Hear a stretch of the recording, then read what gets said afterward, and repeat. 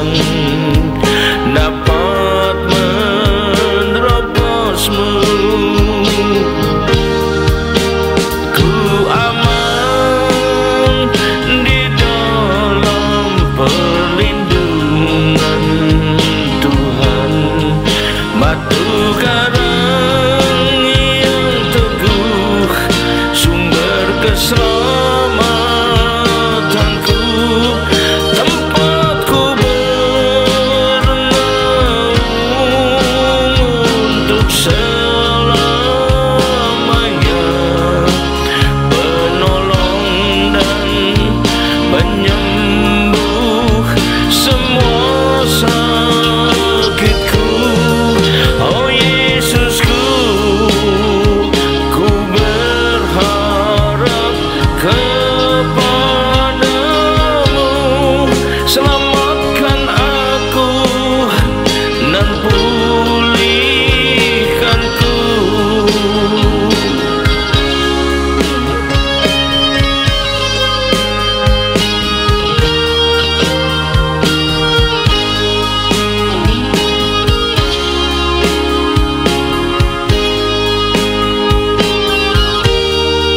Yesus Tuhanku, Kau batu karangku,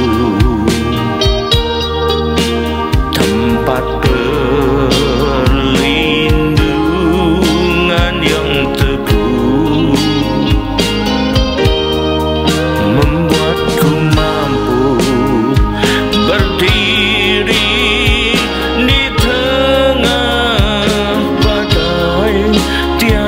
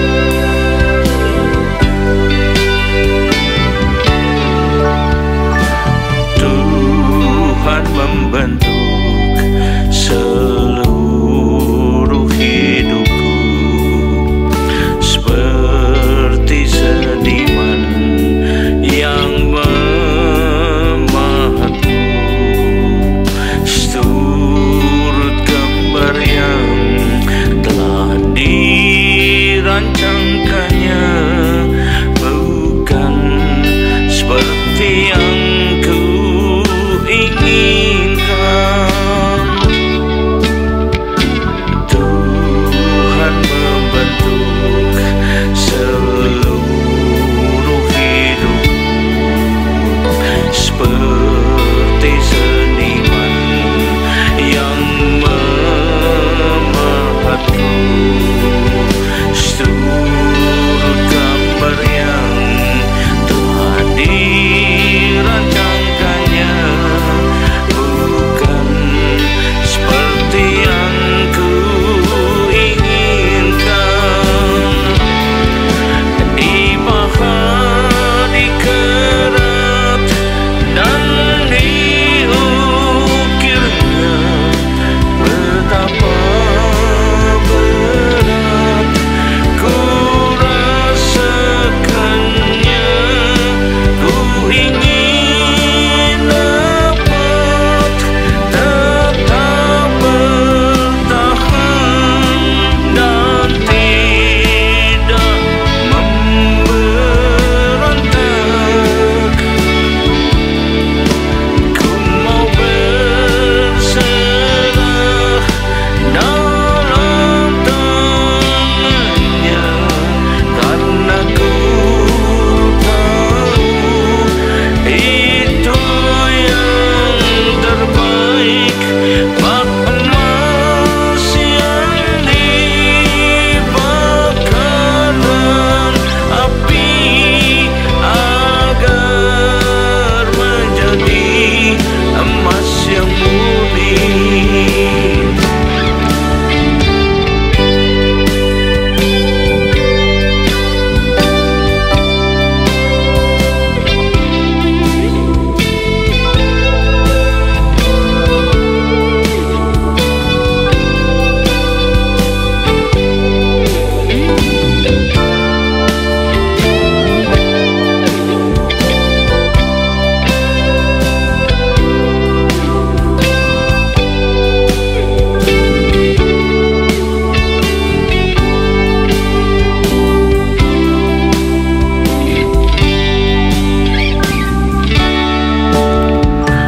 Tuhan membentuk seluruh hidupku seperti seniman yang memahatku.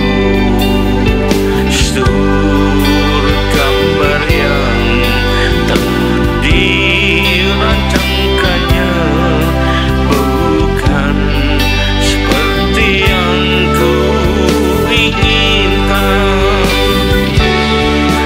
Dipahat, dikerat, dan diukirnya,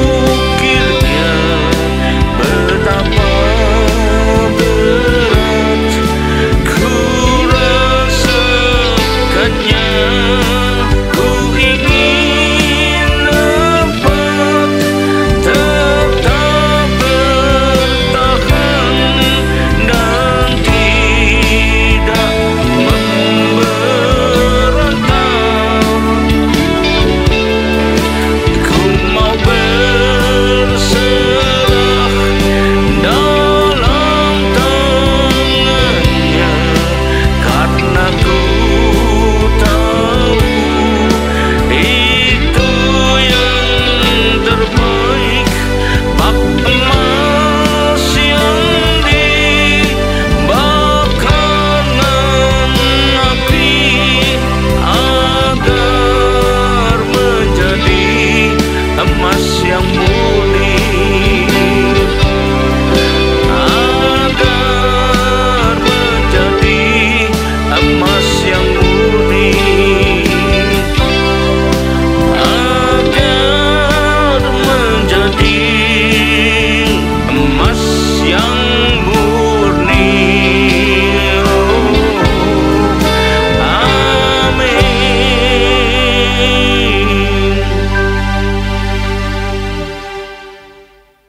Shalom, selamat berjumpa kembali saudara dikasih Tuhan. Mari kita bersihkan diri kita untuk masuk dan menerima firman Tuhan. Sebelumnya marilah kita berdoa. Terima kasih Tuhan, kami umat-Mu siap menyambut firman-Mu.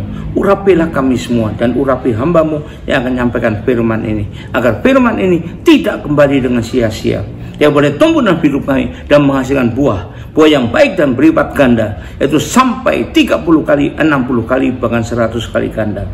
Dan berikanlah semua pada kami semua ya Tuhan, urapan khusus daripadamu, yaitu urapan khusus roh, hikmat dan wahyu, agar kami boleh menangkap dan mengerti maksud dan isi firman-Mu ini dengan baik dan benar. Bukan sekedar kami mengerti dengan pendapat kami sendiri, persepsi kami sendiri, asumsi kami sendiri saja. Terima kasih Tuhan, kami siap sambut firman-Mu ini hanya dalam satu nama yang berkuasa, yaitu nama-Mu Tuhan Yesus Kristus. Haleluya. Amin. Nah, sekali lagi salam dikasih Tuhan. Mari kita siapkan diri kita untuk masuk dalam firman Tuhan. Tema dari firman Tuhan pada saat ini saya pilihkan bertemakan yang tidak ternilai. Ya, Alkitab mengatakan bahwa kerajaan surga itu adalah harta yang tak ternilai. Namun ada juga yang berpendapat bahwa surga itu kan belum pernah dilihat, surga itu belum pernah dialami, sehingga belum tahu sehebat apa itu sebetulnya, sehingga bilang tak ternilai. Sehingga kalau untuk masuk surga, ia harus banyak berkorban, menanggalkan kesukaannya, kegemarannya, dan lain-lain. Lalu dia bilang, apa itu nyocok? Dia bilang gitu ya. Artinya sui-puanya mulai dimainkan. Kalau saya untuk ke surga harus meninggalkan semua ini, padahal ini semua saya gemari, saya senangi, saya ingini. Apa nyocok? Katanya, hati-hati kalau seperti ini. Padahal ini bukan berarti kalau masuk surga tidak boleh punya apa-apa, bukan begitu juga. Tidak boleh enak-enak juga tidak boleh senang dalam hidupnya, tidak juga. Tapi harus berjaga-jaga selalu agar jangan jadi terpikat pada semua itu dan menyepelekan hal-hal yang berbau rohani. Jangan sampai kita menyepelekan, kita utamakan hal-hal yang surgawi. Mari kita baca Kolose 3 ayat 1-3. Nah, karena itu, kalau kamu dibangkitkan bersama dengan Kristus, carilah perkara yang di atas, perkara surgawi, di mana Kristus ada, duduk sebelah kanan Allah, dan pikirkanlah perkara yang di atas, bukan yang di bumi. Jadi kalau kita menginginkan itu lebih dulu buat kita. Dan kamu telah mati dan hidupmu tersembunyi bersama dengan Kristus di dalam Allah. Jadi kita harus tahu, kalau kita ingin masuk surga, ingin jadi warga kerajaan surga, kita harus mengorbankan apa yang enak di dunia, ya, tapi bertentangan dengan apa yang rohani. Nah, itu yang pertama. Tapi kita perlu juga belajar loh akan apa dan bagaimana yang Tuhan maksudkan dengan harta yang tak ternilai itu, yang antara lain bercirikan. Yang pertama, kerajaan surga merupakan harta yang tidak bisa tertandingi oleh apapun juga, makanya dibilang tak ternilai. Mari kita baca di Lukas 1 ayat 33. Ia akan menjadi raja atas kaum keturunan Yakub, ianya huruf besar dari Tuhan sampai selama-lama, dan kerajaannya tidak akan berkesudahan. Tidak ada kerajaan di dunia yang selama-lamanya yang tidak akan berkesudahan.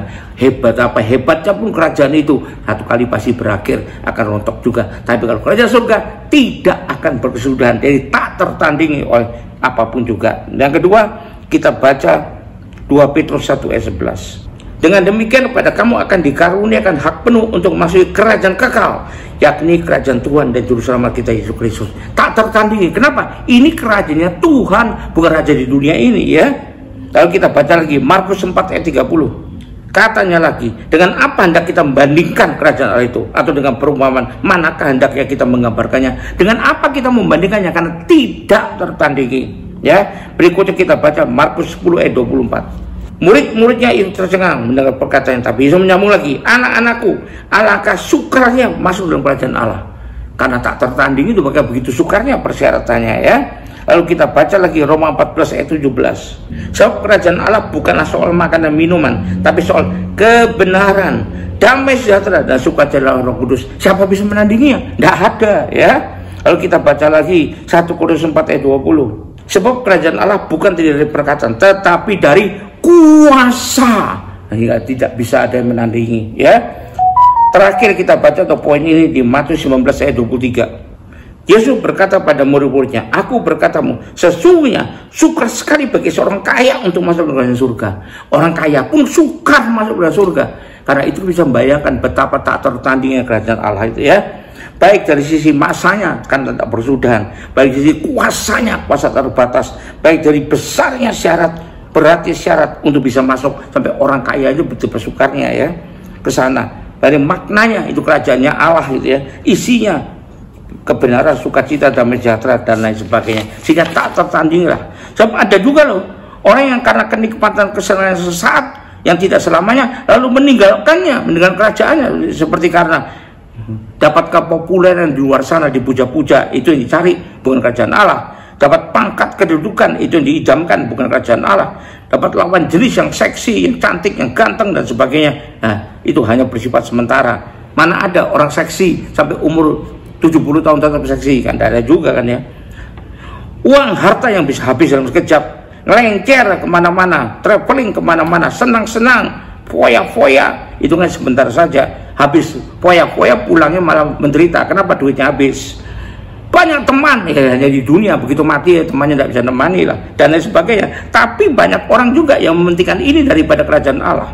Nah, tapi kita perlu tahu kerajaan Allah tak tertandingi oleh apapun. Yang kedua, kenapa kerajaan Allah disebut dengan harta tak ternilai? Karena perlu dicarinya dengan sungguh-sungguh, bukan dengan tenang-tenang saja agar bisa menemukannya. Mari kita lihat Matius 6 ayat 33. Apa kata firman? Kita perlu mencarinya dengan sungguh, berusaha, bukan menang-menang diam-diam aja lalu mendapatkan, tidak bisa. Matius 6 ayat 33. Firman Tuhan mengatakan, ayat yang sering kita baca ini. Matius 6 ayat 33. Tapi carilah dahulu, jadi yang paling dahulu karena yang paling penting, kerajaan Allah dan kebenarannya, maka semuanya itu akan ditambahkan kepadamu. Yang lain loh saya cari akan ditambahkan kalau kita nemukan kerajaan Allah. Tapi kalau kita nemukan yang lain itu belum tentu kerajaan Allah bisa kita temukan. Bahkan tidak bisa biasanya ya. Kita baca lagi Kolose 3 ayat 1. Tadi yang sudah kita baca lagi. Kolose 3 ayat 1. Karena itu kalau kamu dibangkitkan bersama dengan Kristus, carilah perkara yang di atas, di mana Kristus ada duduk sebelah kanan Allah. Perkara kerajaan Allah, perkara surgawi. Baca lagi Lukas 12 ayat 31. Pada waktu datanglah beberapa orang Farisi dan berkata pada Yesus, pergilah tinggal tempat ini karena Herodes hendak membunuh engkau. Nah itu karena iri dengan Tuhan Yesus ya. Kita baca lagi Matius 13 ayat 45. Matius 13 ayat 45. Demikian pula hal kerajaan surga itu, umpama seorang pedagang yang mencari mutiara yang indah. Setelah ditemukan yang mutiara yang sangat berharga, ia pun pergi menjual seluruh miliknya lalu membeli mutiara itu. Jadi mutiara itu bagi dia tak ternilai daripada semua yang ada. Rela menjual semuanya dan memberikan mutiara itu. Itulah kerajaan Allah ya. Kita harus tahu. Perlu dicari dengan sungguh-sungguh agar kita bisa menemukannya. Karena cukup banyak juga orang yang tak bisa menemukan arti dan suasana surga yang sebenarnya dalam hidupnya. Untuk itu diperlukan pula iman yang benar, bukan iman sepihak ya, agar kerajaan surga dapat dibawa dan ada dalam hati dan pikiran kita, sehingga di tengah kesulitan pun, di tengah persoalan yang dihadapi, bagaimanapun beratnya, suasana surga tetap ada memenuhi dalam hati kita. Persoalannya bagaimana bisa menemukannya? Kita dapat ketemu Tuhan lewat doa, pujian, penyembahan, saat teduh, puasa, dan firman Tuhan yang kita baca atau kita dengar. Haleluya. Itulah berarti kerajaan Allah perlu dicari dengan sungguh-sungguh agar bisa menemukannya. Nah, itu menunjukkan harta yang tak ternilai. Harta tak ternilai bukan tergeletak di pekarangan saja, bukan. Yang ketiga, bagaimana dapat dinikmati? Jika untuk bisa menikmatinya harus mau berkorbankan segala sesuatu yang dapat menghalanginya. Jadi itu karena tak ternilai, harus mau bersedia mengorbankan segala sesuatu yang menghalanginya. Mari kita baca Markus 10 ayat 28. Berkatalah Petrus kepada Yesus, kami telah meninggalkan segala sesuatu dan mengikut engkau. Untuk apa? Untuk bisa mendapat kerajaan Allah. Kita baca lagi Matius 19 ayat 29. Matius 19 ayat 29. Untuk dan setiap orang yang karena namaku, berarti untuk mendapat kerajaan Allah, meninggalkan rumahnya, saudara laki-laki atau saudara perempuan, bapak atau ibunya, anak-anak atau ladangnya, karena itu bisa menghalangi ya. Kalau kita terlanjur lebih mengasihi dia daripada Tuhan, akan terima kembali 100 kali lipat dan akan boleh hidup yang kekal dalam kerajaan Allah ya. Lalu kita lihat lagi Markus 1 ayat 18. Jadi ini kita tahu bahwa kita harus menanggalkan segala sesuatu yang menghalangi. Bukan barangnya salah, kita yang salah memandangnya. Lalu mereka pun segera meninggalkan jalannya dan mengikuti dia. Itu kehidupan sehari-hari, tinggalkan sama mereka ya. Karena jalan bisa menjadi penghalang kalau kita lebih mengutamakan daripada Tuhan. Kita baca Lukas 5 ayat 11 sampai 28. Yesus memanggil 12 rasul ayat 12. Pada waktu itu pergilah Yesus ke bukit itu berdoa, dan semalam-malam ia berdoa kepada Allah. Ketika hari siang ia manggil murid-muridnya kepadanya, lalu milih dari antara mereka 12 orang yang disebutnya rasul. Simon yang juga diberinya nama Petrus, dan Andreas saudara Simon, Yakobus dan Yohanes, Filipus dan Bartolomeus, Matius dan Thomas, Yakobus anak Alfeus, dan Simon Yesus orang Selot, Yudas anak Yakobus, dan Yudas Iskariot yang kemudian menjadi pengkhianat. Lalu Yesus ia turun dengan mereka dan berhenti pada suatu tempat yang datar. Di situ berkumpul sebagian besar dari murid-muridnya dan banyak orang lain yang datang dari seluruh Yudea. Jadi tidak semua murid Yesus dia rasul ya. Dan dari Yerusalem dan dari pantai Tirus dan Sidon mereka datang memberikan dia, dan untuk disembuhkan dari penyakit mereka. Juga mereka yang dirasuk oleh roh jahat beroleh kesembuhan. Mintalah berkat bagi orang yang mengutuk kamu, berdoalah bagi orang yang mencaci kamu. Ini penghalang juga. Kalau kita masih dendam terus sama orang mengutuk kita, maka kita sukar mencapai kerajaan Allah ya. Nah, kita Kisah Rasul 14 ayat 15. Hai kamu sekalian, mengapa kamu berbuat demikian? Kamu ini adalah manusia biasa kami ini adalah manusia biasa sama seperti kamu. Kami ada di sini untuk memberikan Injil kepada kamu, supaya kamu meninggalkan perbuatan sia-sia ini, tinggalkan penghalang dia, lalu berbalik kepada Allah hidup yang telah menjadikan langit, bumi, laut dan segala isinya, agar bisa menerima kerajaan Allah ya. Nah, kita lihat lagi Titus 2 ayat 12. Titus 2 ayat 12. Ia mendidik kita supaya kita meninggalkan kefasikan dan keinginan-keinginan duniawi, dan supaya kita hidup bijaksana, adil, dan beribadah dalam dunia sekarang ini. Itu untuk dapat kerajaan Allah. Terakhir poin ini kita baca 2 Timotius 2 ayat ke-19. 2 Timotius 2 ayat ke-19. Tetapi dasar yang Allah itu teguh dan material. Tuhan mengenal siapa kepunyaannya, dan setiap orang yang menyebut nama Tuhan hendaklah meninggalkan kejahatan. Sadar harus kita tinggalkan, kita tanggalkan. Nah, itu menghalangi kita ya. Masalahnya seringkali orang kepingin menikmati kerajaan Allah, tapi sayangnya tidak mau berkorban, tidak mau melepas salah satu menghalanginya, seperti misalnya kedagingan, hawa nafsu, keduniawian, ketamakan, dan lain sebagainya. Ini seperti orang mengabdi pada dua Tuhan. Matius 6 ayat 21 mengatakan jangan kita mengabdi kepada dua Tuhan. Bukan dua Tuhan, dua Tuhan. Matius 6 ayat 24. Karena tak seorang pun dapat mengabdi pada dua Tuhan. Karena jika demikian ia akan membenci yang seorang dan mengasihi yang lain, atau ia akan setia pada yang seorang dan tidak mengindahkan yang lain. Kamu tidak dapat mengabdi pada Allah dan kepada Mamon. Salah satunya Mamon, yang kedua hawa nafsu dan sebagainya ya. Lalu kita baca lagi Galatia 5 ayat 24. Apa kata firman Tuhan? Galatia 5 ayat 24. Dan siapa menjadi milik Kristus Yesus seperti mendapatkan bakal kerajaan Allah ya. Ia sudah menyalibkan daging dan segala hawa nafsunya dan keinginannya. Haleluya. Jadi kesimpulannya apa, Bu?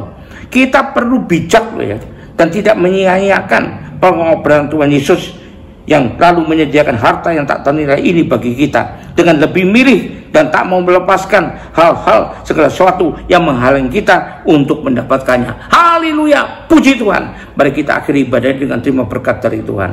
Angkat dua tanganmu dan terima berkat Tuhan. Kembalilah ke aktivitas masing-masing dengan berkat terbaik dari Bapa di sorga, dengan kasih karunia dan damai sejahtera dari Tuhan kita Yesus Kristus, juga dengan persekutuan, pertolongan, penghiburan, kekuatan, dan terutama urapan yang penuh Roh Kudus, agar kita bisa menanggalkan segala yang tidak berkenan di hadapan Tuhan untuk bisa mendapatkan kerajaan Allah. Dan biarlah itu menyertai kita mulai saat ini sampai sepanjang tahun ini, sampai Maranatha, Tuhan Yesus datang kedua kalinya ya. Haleluya, puji Tuhan, amin. Tuhan berkati, sampai jumpa. Haleluya.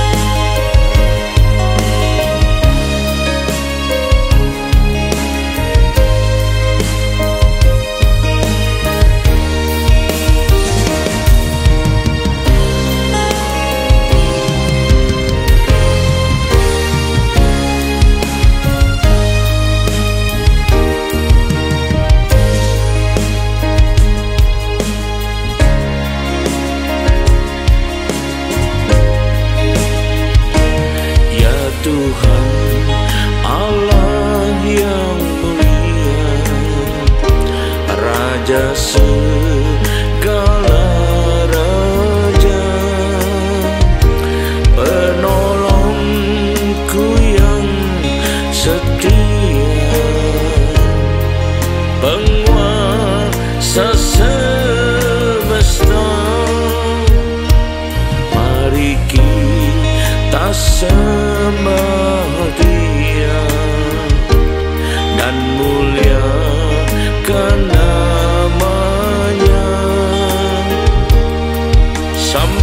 selamanya.